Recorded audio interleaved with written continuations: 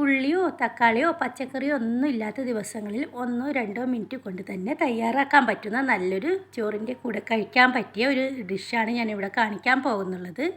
അതിനായിട്ടൊരു pan വെച്ചിട്ട് 1 table spoon വെളിച്ചെണ്ണ ഒഴിച്ച് കൊടുക്കുക. അതിലോട്ട് നല്ല ജീരകവും കുരുമുളകും 1/2 ടീസ്പൂൺ വീതം ഇട്ട് കൊടുക്കുക.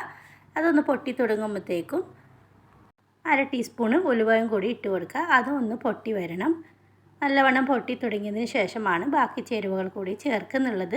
കുറച്ച് കറിവേപ്പിലയും ഒരു 3 അല്ലി വെളുത്തുള്ളിയും കൂടി ചേർത്ത് കൊടുക്കുക. വീട്ടിലുള്ള സാധനങ്ങൾ മാത്രം വെച്ചിട്ടാണ്, സ്ഥിരമായിട്ട് നമ്മുടെ അടുക്കളയിൽ കാണുന്ന സാധനം മാത്രം മതിയിട്ട് ഇത് ഉണ്ടാക്കാനായിട്ട്.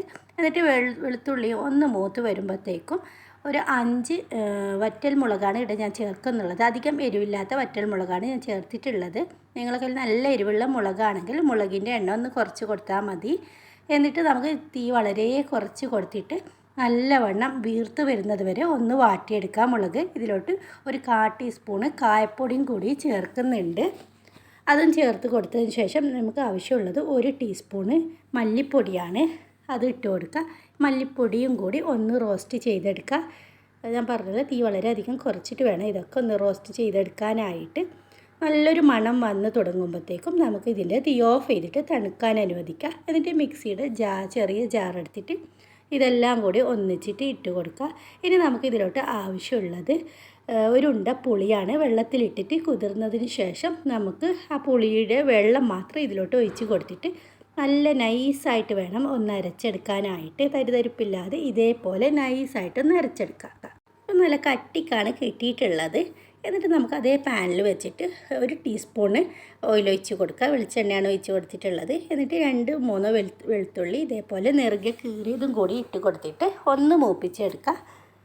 ഈ വെളുത്തുള്ളി നല്ലവണ്ണം ഒന്ന് മൂപ്പിച്ച് വന്നതിന് ശേഷം നമുക്ക് ഇതിലോട്ട് കുറച്ച് കറിവേപ്പിലയും കൂടി ചേർത്ത് കൊടുക്കുക. കറിവേപ്പില ചേർത്താൽ നല്ല മണവും നല്ല ഗുണങ്ങളാണുള്ളത്.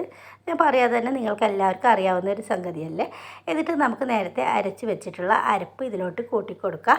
എന്നിട്ട് നമുക്ക് ഇതിലോട്ട് കുറച്ചും കൂടി വെള്ളം ഒഴിച്ച് കൊടുക്കുക. ഒന്ന് ലൂസാക്കിയിട്ട് എടുക്കുക കേട്ടോ. അപ്പോഴേക്കും നല്ലൊരു ഗ്രേവിയാണ് നമുക്ക് കിട്ടുന്നുള്ളത്. മിക്സിയുടെ ജാറിൽ ഒന്ന് കലക്കിയിട്ട് വെള്ളം ഒഴിച്ച് കൊടുത്തിട്ട് ഒന്ന് തിളക്കാൻ അനുവദിക്കുക. ഈ സമയം ഉപ്പും കൂടി ചേർത്ത് കൊടുക്കുക. എന്നിട്ട് വീണ്ടും ഒരു തിള വരുന്നത് വരെ നമുക്കൊന്ന് വെയിറ്റ് ചെയ്യാം.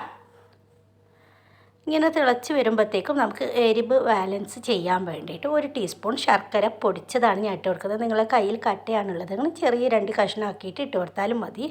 എന്നിട്ട് ഒന്നും കൂടി വറ്റിച്ചെടുക്കുക. ഈ വറ്റി വരുമ്പോഴത്തേക്കാണ് ഇതിൻ്റെ ടേസ്റ്റൊക്കെ നല്ലവണ്ണം കിട്ടുക. എരിവും പുളിയും മധുരമൊക്കെ കൂടിയിട്ടുള്ള ഒരു സൈഡ് ഡിഷ് എന്ന് തന്നെ പറയാം.